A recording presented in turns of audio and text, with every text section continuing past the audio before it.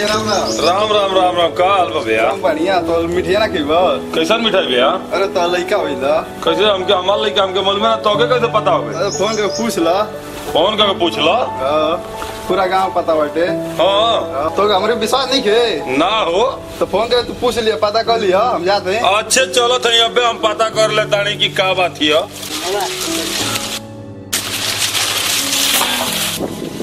ये गोलुआ हाँ भैया तनी मोबाइल लेके आओ तो। का हुई? सुन लिया को गड़बड़ बात बाटे। तने अपनी भाभी के फोन लगाओ तो पहले। ला बच्चा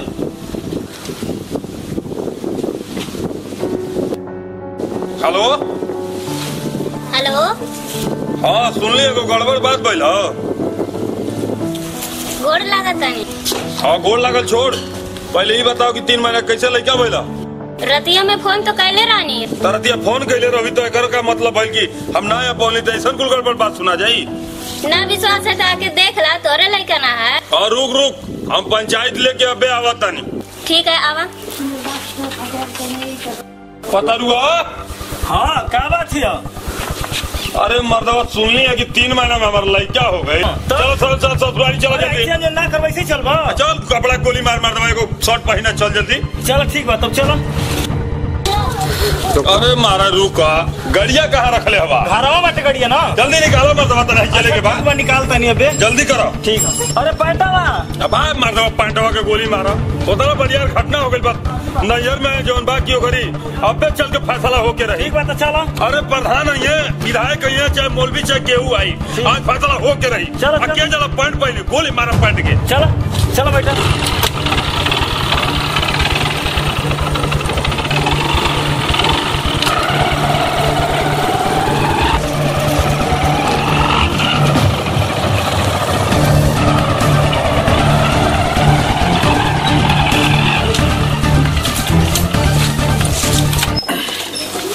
चिंतवा ये चिंतवा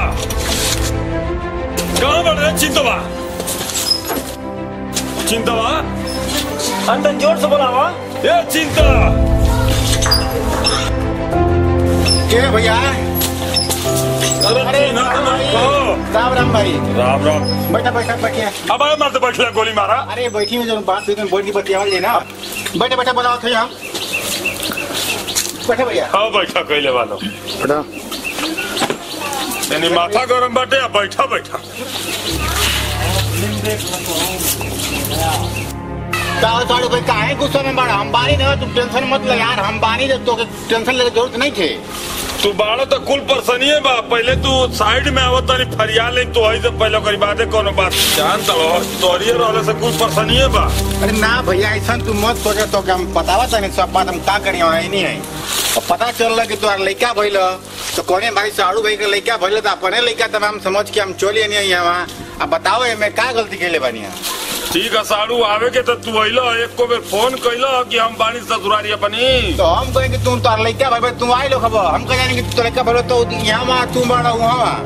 तो आखिर में फोन हो तो कम से कम कह दिया जाला कि हाँ साड़ू भाई तो 3 महीना का लड़का भइलो।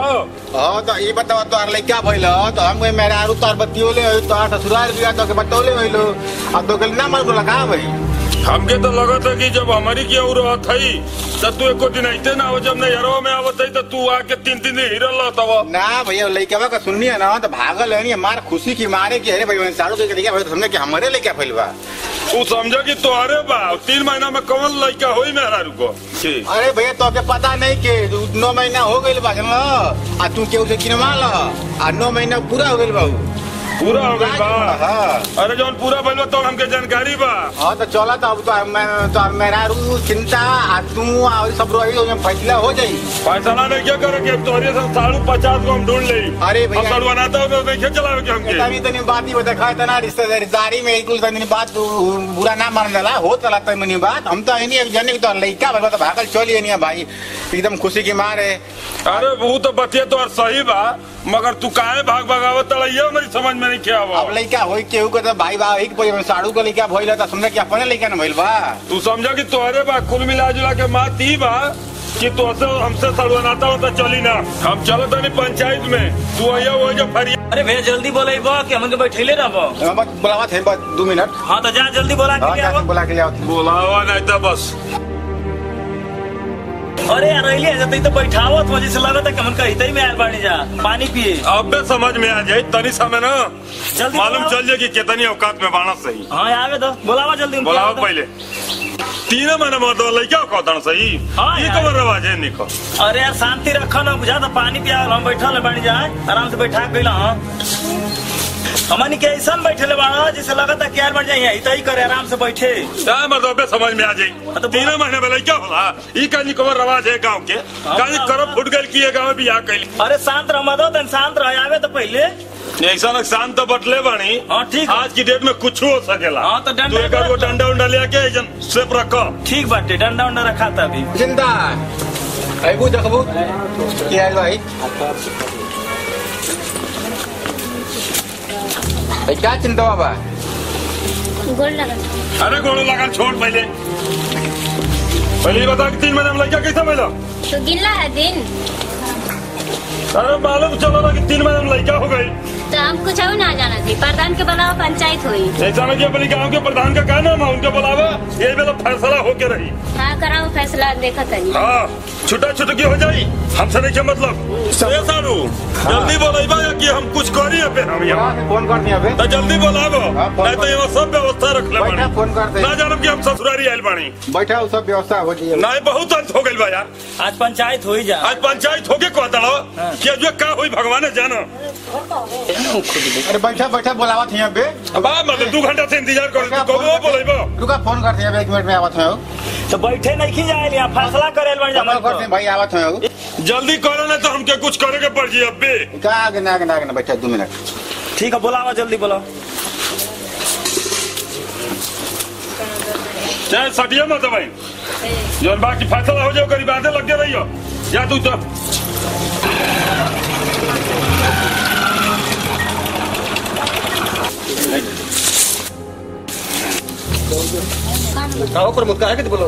ये प्रधान जी साड़ू भाई बने आके पता ना गरमा तने कोने में बात भइल आगे गरमा से कोने प्रधानी के बुलावा भाई फैसला करब। आप पूछी काय कभी गरमा तने काम कर बात किया ठीक भाई फैसला हो जाता थे। अरे भाई साहब क्या समस्या हो गई। समस्या तो बा प्रधान जी तोरी गांव के ये रवाज बा कि 3 महीने में लड़का हो जाता। अरे ठीक बा बताइबा कहानी आगे तब ने कुछ बतावल जाई। छोड़ले रहनी हाँ नैयर में 3 महीने शादी हुई बा दूंगा के 3 रखा तो पता चल लड़का हो गई। अच्छा ठीक अरे बाबू नहीं कहता कौन सही बात है। हाँ प्रधान जी सही बात है। कहता ना कि 3 महीने में लड़का भइला। हाँ हम ना रखो प्रधान जी। काहे भाई ना अरे भाई रुको कर हम निवारण निकाला था ना। अरे यार तने प्रधान जी कुछ हो कहे ना तो रखे के नहीं खे ले जाए के नहीं खे ठीक ना आयल बड़ा फैसला कर तो कर मतलब रखाई के लेके 3 महीना में लड़का होला हुए बात। हाँ छुटा छुटू की व्यवस्था करो कि यहाँ आप रखो भी क्या हम। हाँ तो कुछ हो अरे भाई ठीक बा अबे व्यवस्था हो जाए अबे बात कर जाते थे कहो क्या बात रहा लिया।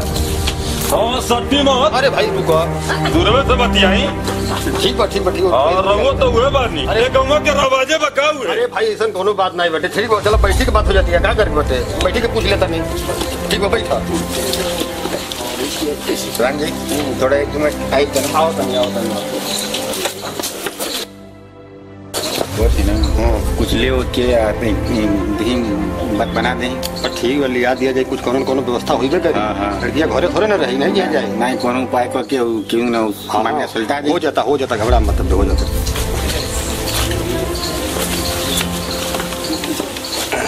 रुक जा तोहर मैटर समझ गई बानी तोहरे मैटर के व्यवस्था हम कर देता नहीं बड़ा मत गाँव मैटर की व्यवस्था आप करो। हाँ हमें तो कुछ समझे में नहीं क्या बात हो जाए भाई काहे घबरा जितना तू गौरव हो तो उतना गौरव पंचायत ना हो लेकिन ठंडा रहो। 2 घंटा हो गए ले। अरे भाई तो हो ही ना व्यवस्था जल्दी करी। अच्छा ठीक बेटा पे करो। अच्छा ये बताओ तुहार बियाह भइले को महीना भइल। 3 महीना। आ तो लगे मौगी कितना दिन रहल। 3 महीना। आ लड़को को महीना में पैदा भइला 3 महीना। तो जोड़ ला तो है जोड़वे रे भाई देखबे का मैटर है 3 3 6 तितली के 9। अरे मर्दवा ई तो सही कहत प्रधान जी, 9 महीना हो गई। 9 महीना में ना लड़का पैदा होला। हो हाँ यार, झूठे हमन कायल बन जाए जन गर्मी गर्मा करते जब प्रधान जी के लेके। ठीक बताओ कि लड़का 9 महीना में ना पैदा होला। हाँ ये तो बात बा कि 9 महीने में लड़का पैदा होला। 3 3 9 हो गई कि ना हो गई? 3 3 6 3 9 हो गई। झूठे न पंचायत करता लो, बैठ के बतिया ना समझ पाओ तो घर मात्र लो सबकी बतू तबे से।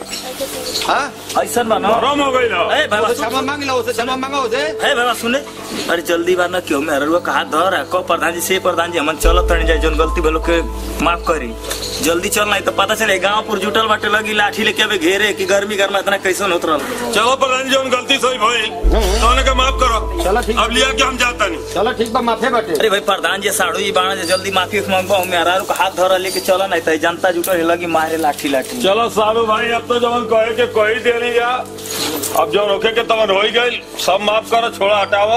अच्छा ठीक बा, अब से ऐसा गलती मत करिए, ठीक ना? अच्छा। मिल मिला के पूरा बढ़िया से रहिए जा, और दोबारा ये गलती ना होके चाहिए। अरे भाई जल्दी लिया के चल नहीं तो पता चले गांव पुर जुटल बाटे। चल जल्दी। तो रुका, फिर सामान पहले ले लेंगे। छोड़ा सामान के गोली मारा, हम जिलेबी बेच के सगड़ी तो और गहना गुड़िया कपड़ा लत्ता सब खरीद दे, मगर 1 सेकंड यहाँ रहे के नहीं के नैयर में। चला मेरे संग। अच्छा ठीक है, आप लोग जाइए अब, ठीक ना? ऐसा दोबारा गलती मत करिए।